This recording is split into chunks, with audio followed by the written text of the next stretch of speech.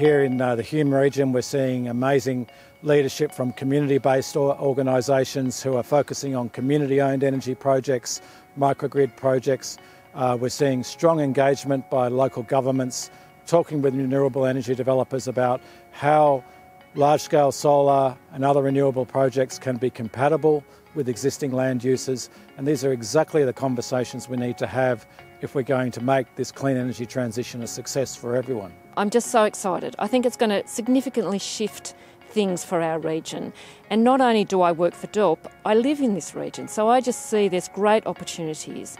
We can move our region of being one of receiving energy to actually creating power and energy, and therefore the industries that come from that. It's a wonderful opportunity for us. We got into large-scale solar about 9 years ago, and we saw that as an opportunity to diversify our local economy, especially around the Kerang area where we've got a lot of infrastructure to support electrical generation, new renewable opportunities, that sort of thing. We've got a 220k network, 66k network and a large capacity terminal station.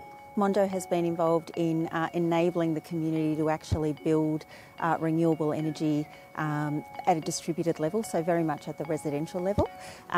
One of the things we're looking at the moment has been to actually look at how we can actually enable businesses, so providing renewable energy as a way of actually boosting economy and economic resources for businesses who are struggling with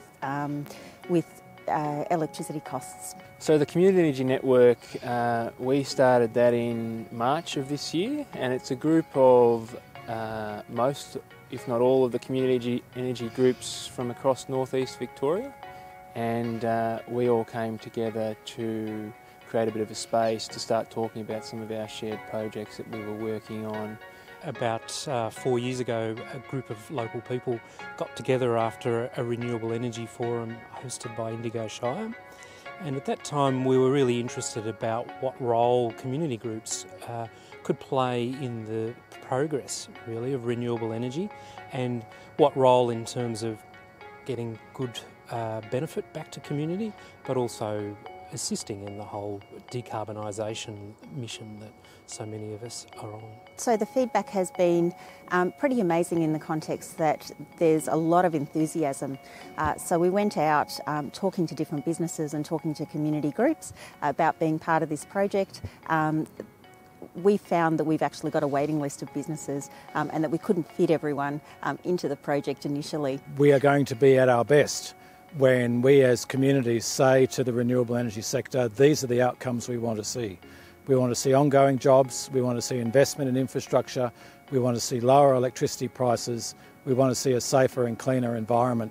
These are all the key outcomes that renewable energy can deliver, but can fundamentally only deliver if we have strong community voices. So one of our really good news stories, I think, is associated with the Yakandanda Health Service, and they installed 99 kilowatts of solar on their roof, and as a process of doing that they've halved their power bill. They'll pay off the solar panels in 4 years or thereabouts, and the money they're no longer spending on energy can be put to more useful purposes of providing a health service. There's lots of great opportunities, but it's also really complex. And so we need to effectively engage with people, give as much information as possible, and in a really respectful way listen to people and the concerns that they've got. So it's crucial.